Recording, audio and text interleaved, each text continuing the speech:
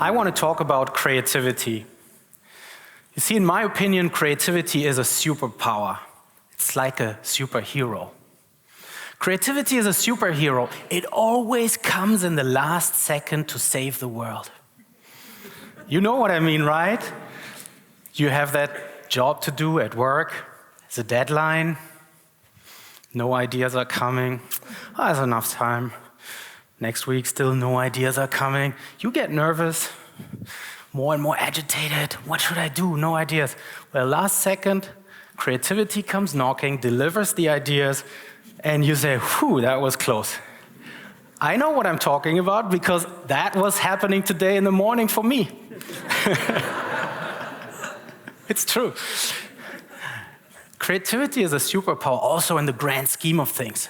Think about it. Our world exists for 4.5 billion years now. That's a long time.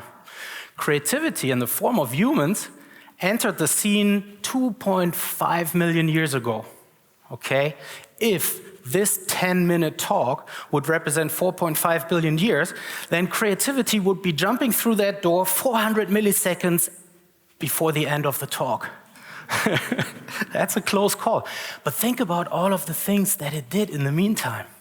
Incredible.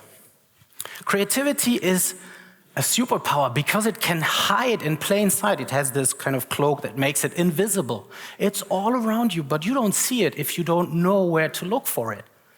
I'll give you an example. If you think about the coffee you had in the morning, result of creativity, right? You have the coffee beans, you roast them, you brew it in water, tastes well. Creativity.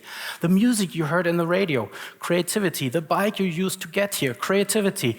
The mobile phones you're using right now to check your messages, creativity.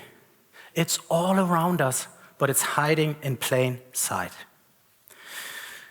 Creativity is this thing that not only does the great things, like the superhero in the movie, is also not only doing the big things, right? The great miracles. No, it's also helping with little things. You all are extremely creative. You don't have to be that lonely composer up there in the sky thinking about the next masterwork. No. Creativity is in everything we do.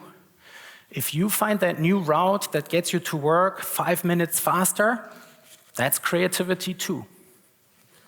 And you know, creativity has this incredible power of getting stronger and stronger and stronger every time you use it. I'll give you a couple of examples. 2.5 million years ago, creativity gave us tools. Wow, now we could build shelters, we could, build weapons, we could do all these crazy things with tools. 1 million years ago, creativity handed us the ability to create fire and to control it. We could warm ourselves at the fire camp, we could cook, good food, and all of the ideas that are floating around from that. Think about that. Then it becomes really fast. 12,000 years ago, agriculture, good food now, finally, healthy lifestyle. Then we have 5,000 years ago, writing. That is a game changer. You can write down ideas for people to read them who aren't in the same room. They are not even born yet in some cases. It's a superpower. Electricity, 200 years ago. Think about all of the things that came out of that. Computers, 75 years ago. And then, most recently, artificial intelligence. Whoa, we don't even know what to do with that one, do we? Well, a lot of people already say that is the end of creativity. If machines can compose music, if machines can paint like Van Gogh, if machines can write poems like Shakespeare, then what are we humans here for? We can relax, kick back, have a nice day, let machines do the creativity. It's the end of human creativity. See, this is where I beg to differ. In my opinion, this is the beginning of creativity, AI for me does not stand for artificial intelligence. It stands for augmented intelligence. It's a way for us to enhance our creativity. It is a tool that will help us to discover new kinds of creativity that we can't even think about right now. I'll give you a couple of examples. 4 years ago, I was asked if we can use AI to finish Beethoven's unfinished 10th Symphony. Well, he had left a couple of sketches, 40 very short ideas. Every human who had wanted to do that job would have immediately put in their own ideas, their own style, their own way of making music. But not the AI. The AI only knew Beethoven's music, a little bit of Mozart, because Beethoven loved Mozart and knew all of his music, and Haydn and a few others.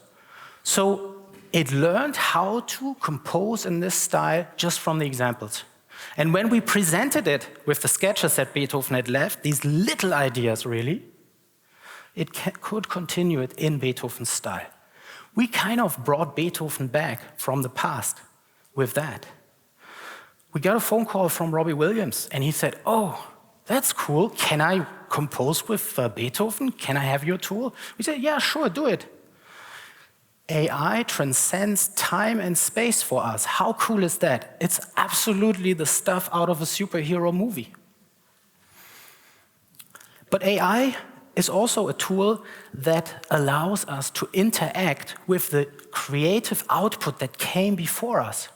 Think about it, when you play around with ChatGPT or any other kind of generative AI, you are interacting with the creative output of all of humankind. This is just unbelievable. I was born in the 70s.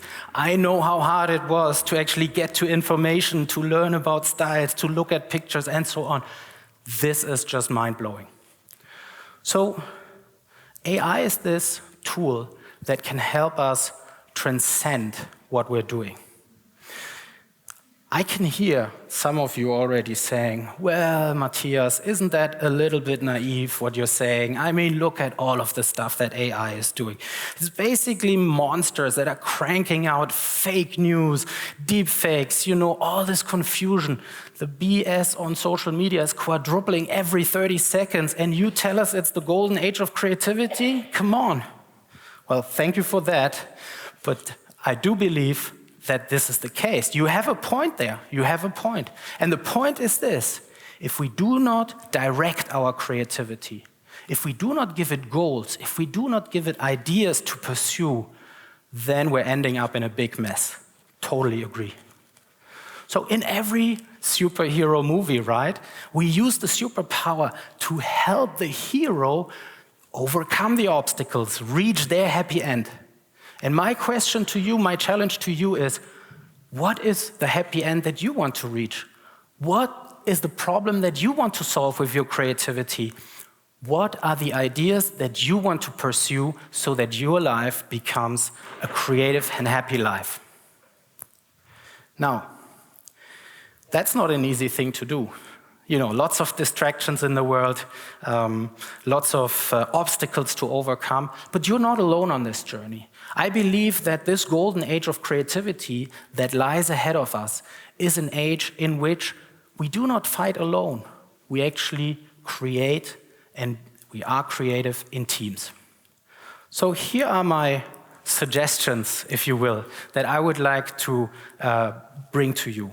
When you wake up tomorrow in the morning, start each and every day by thinking about the role that creativity already plays in your role. Find these little hidden acts of creativity all around you and put your finger on them and say, look, this is a creative thing that I did or that he did or she did, and it's a wonderful thing, and it's actually helping us get closer to our goals. The second thing is, don't work alone. Don't be that guy up there in the cloud, just thinking all by themselves in the ivory tower and trying to wait for the big breakthrough that only geniuses can have. No. Talk about what your goals are. Talk about what you want to do for your own life. It could be, losing those 2-3 kilos or having a healthy lifestyle, or it could be raising the money for the kindergarten to buy new toys for the kids. How to build a new school, what to teach in these schools. These are all goals that only creativity can reach for us. So exchange these ideas with others and build creative collaboration teams around it.